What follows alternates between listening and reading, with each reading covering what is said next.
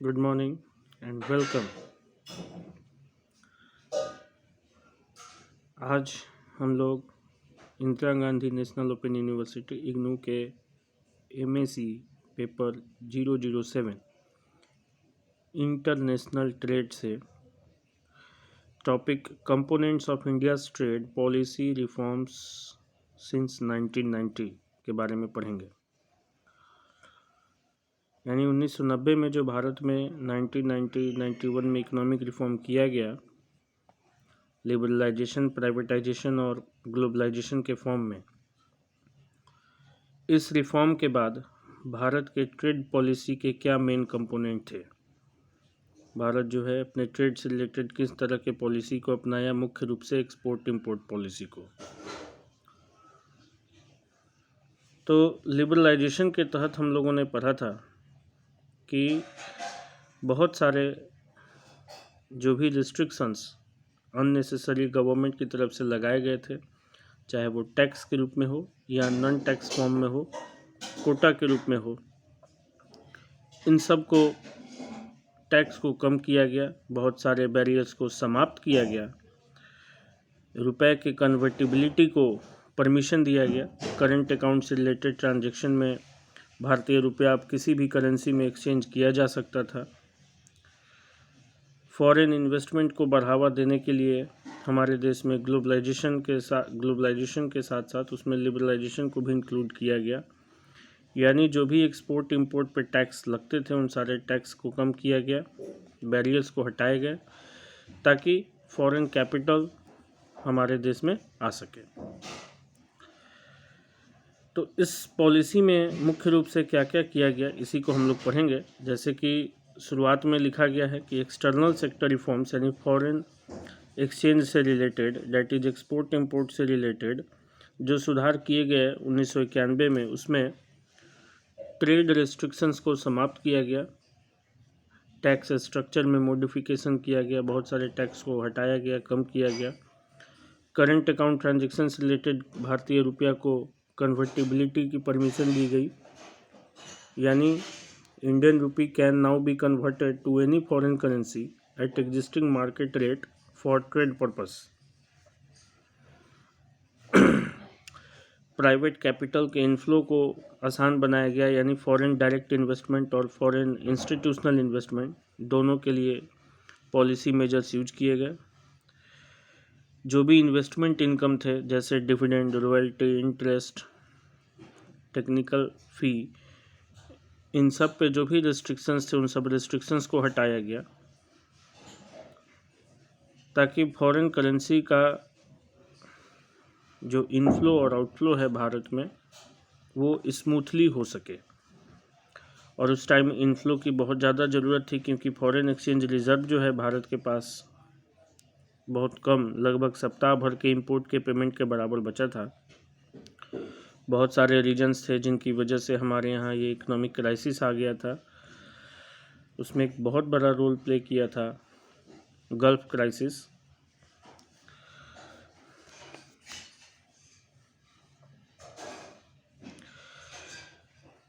तो इसमें हम लोग कुछ मुख्य रूप से देखते हैं कि टैरिफ और नॉन टैरिफ बैरियर से रिलेटेड किस तरह के बदलाव किए गए। देखिए, लिखा गया है जो टैक्स रेट्स हमारे यहाँ पीक रेट पे थे 150% तक 1991-92 में, 2003-04 तक इन रेट्स को घटा करके 25% किया गया और 2005-06 तक इसको घटा के 15% किया गया। किस कंडीशन में? तो नॉन फार्म गुड्स में, यानी जो भी नॉन एग्रीकल्चरल प्रोडक्ट्स थे, जो एग्रीकल्चर से रिलेटेड नहीं थे, उन सारे प्रोडक्ट्स पे जो टैक्सेस, इंपोर्ट ड्यूटीज़ हमारे देश में 1991 के टाइम जो है 150% लगता था, इसको घटा करके 3-4 तक 25% पे लाया गया और 5-6 तक 15% पे लाया गया, ताकि जो है इन सब का गुड्स का फ्लो हमारे देश में आसानी से हो सके।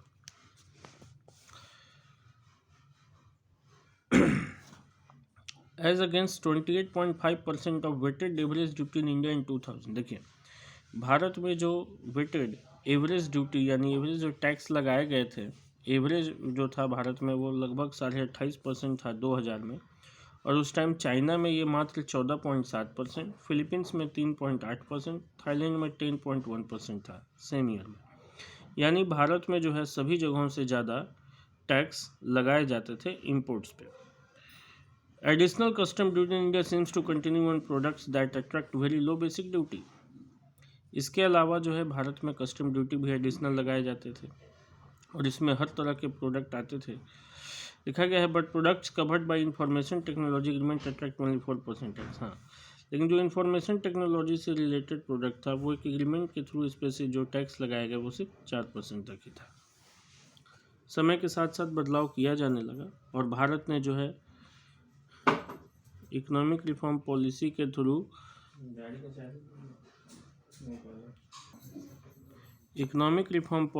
थ्रू जो है भारत इन सारे रेस्ट्रिक्शंस को हटाना शुरू किया और 1996 में जो इंपोर्ट ड्यूटीज़ हमारे यहाँ 61% तक थे, जो अनरेस्ट्रिक्टेड प्रोडक्ट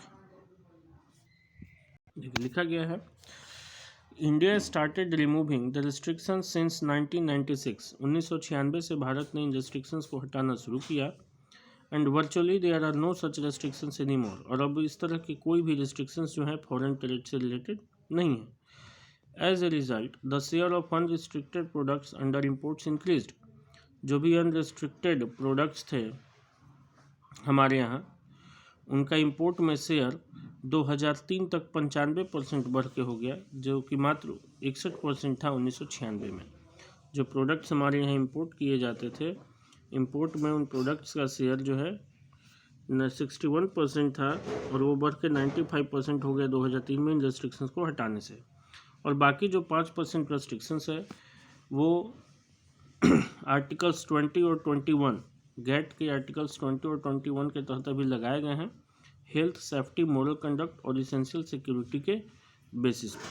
और ये ज़रूरी भी है क्योंकि इसमें बहुत सारे इंजूरियस जो हैं हार्मफुल प्रोडक्ट्स वो सब शामिल होते हैं, जो हमारे डिफेंस से रिलेटेड प्रोडक्ट्स होते हैं, है ना। तो और कुछ इसेंशियल सिक्योरिटी तो सरकार को चाहिए ही। तो इन सब के बेसिस पे जो है 5% अभी भी जो है टैक्स लगाया गया है, लेकिन 95% जो है वो फ्रीडम मिल गया है और जो है आसानी से प्रोडक्ट्स हमारे यहाँ अब दूसरे देशों से अवेलेबल हो पाते हैं। इसके बाद भारत ने एक्सपोर्ट इंपोर्ट पॉलिसी में अपने बदलाव किया। सेंट्रल गवर्नमेंट की सरकार ने जो है 1990-91 के बजट में 85 में एक 3 साल का EXIM policy, export import policy तैयार किया, जिसका मेन उद्देश्य था कि भारत के फॉरेन ट्रेड को बढ़ावा दिया जा सके। इसके बाद इस पॉलिसी में फिर बदलाव कर दिया गया 1992 में और 3 ईयर पॉलिसी की जगह इसको 5 ईयर पॉलिसी बना दिया गया, यानी 1992 से 97, जिसका मेन फोकस सिर्फ ट्रेड को बढ़ाना ही नहीं बल्कि उस ट्रेड में स्टेबिलिटी लाना भी था ना, और लिबरलाइजेशन के थ्रू उसको आगे बढ़ाना भी था। तो इस तरह से जो है कुछ इंस्टीट्यूशनल सेटिंग्स भी किए गए भारत सरकार के थ्रू, जिसमें मुख्य रूप से एक्सपोर्ट इंपोर्ट पॉलिसी था। 1985 में 3 साल के लिए एक्सपोर्ट इंपोर्ट पॉलिसी बनाया गया। बाद में 1992 में इसको 5 ईयर पॉलिसी कर दिया गया, जिसका मेन फोकस ट्रेड लिबरलाइजेशन को बढ़ाने के साथ साथ इस फॉरेन ट्रेड में स्टेबिलिटी लाना भी था। बड़े सुधार किए गए, जैसे DFRC यानी duty free replenishment certificate, duty entitlement passbook, export promotion capital goods, advance licence, इन सब में मॉडिफिकेशन किया गया, इन सब को रिफाइन किया गया, इन सब में रेशनलाइजेशन लाया गया समय समय पर पोस्ट लिबरलाइजेशन पीरियड यानी 1991 के बाद। एक्सपोर्ट में जो सबसे बड़ा हिंड्रेंस है वो हाई इंपोर्ट ड्यूटीज़ है, जो प्रोड्यूसर्स को कैपिटल गुड्स के इंपोर्ट पे देना पड़ता है। इससे हमारे यहाँ के जो प्रोड्यूसर्स हैं वो फॉरेन टेक्नोलॉजीज में कम्पीट नहीं कर पाते हैं, और इस वजह से जो है सरकार इस समस्या को दूर करने के लिए इकोनॉमिक प्रोसेसर जोन और आपको export oriented units, technological parts और स्पेशल इकोनॉमिक जोन जो है डेवलप की, जहाँ पे आपको कुछ इंसेंटिव्स दिए जाएंगे। अगर इन सारे सेक्टर्स के थ्रू, इन सारे इनिशिएटिव के थ्रू आप इंडस्ट्री सेटअप करते हैं, प्रोडक्शन प्रोसेस करते हैं, तो आपको इंसेंटिव दिया जाएगा, सब्सिडी दिया जाएगा, ताकि आपका जो है टैक्स वो कम लगे और आप ज़्यादा से ज़्यादा प्रोडक्शन कर सकें। ये लिखा गया है, export processing zones were established as enclave separated from domestic tariff area to provide duty free environment for export promotion at competitive cost. Tax कम लगने से प्रोडक्ट का प्राइस कम हो जाएगा। प्राइस कम होने से जो है फॉरेन कम मार्केट में हमारे प्रोडक्ट का डिमांड बढ़ेगा, और फॉरेन मार्केट में डोमेस्टिकली प्रोड्यूस गुड्स का डिमांड बढ़ने का मतलब कि हमारे देश का एक्सपोर्ट बढ़ेगा। और एक्सपोर्ट बढ़ने का एक बेनिफिट ये होगा कि फॉरेन करेंसी का इनफ्लो होगा, सप्लाई होगा हमारे कंट्री में, और जब फॉरेन एक्सचेंज हमारे कंट्री में आएगा तो उससे हम बाकी ज़रूर के सामान को आसानी से इंपोर्ट कर सकते हैं। इस तरह से बाद में धीरे धीरे 2000 तक बहुत सारे इकोनॉमिक प्रोसेसिंग जोन को स्पेशल इकोनॉमिक जोन में ही कन्वर्ट कर दिया गया। एक्सपोर्ट ओरिएंटेड यूनिट्स को इकोनॉमिक प्रोसेसिंग जोन के कम्प्लीमेंट्री के रूप में सेटअप किया गया, और इसमें ये फैसिलिटी दी गई कि आप किसी भी लोकेशन पे आप अपने इस यूनिट को सेटअप कर सकते हैं। इसके साथ साथ सॉफ्टवेयर टेक्नोलॉजी पार्क्स बनाए गए। हमारे यहाँ के जो प्रोडक्ट्स हैं, हार्डवेयर टेक्नोलॉजी पार्क्स बनाए गए। इन सब को सॉफ्टवेयर और हार्डवेयर को जो है एक्सपोर्ट करने के पर्पज़ से। इसके अलावा एग्रीकल्चर प्रोडक्ट को प्रमोट करने के लिए, उनके एक्सपोर्ट को बढ़ावा देने के लिए एग्रीकल्चर इकोनॉमिक जोन्स भी बनाए गए, ताकि हम लोग अपने एग्रो प्रोडक्ट्स या एग्रो बेस्ड प्रोडक्ट्स को भी एक्सपोर्ट कर सकें। तो इस तरह से सरकार जो है ये सारे जो जोन बनाई, चाहे वो AEZ हो, STP हो, HTP हो, EPZ हो, EOU हो,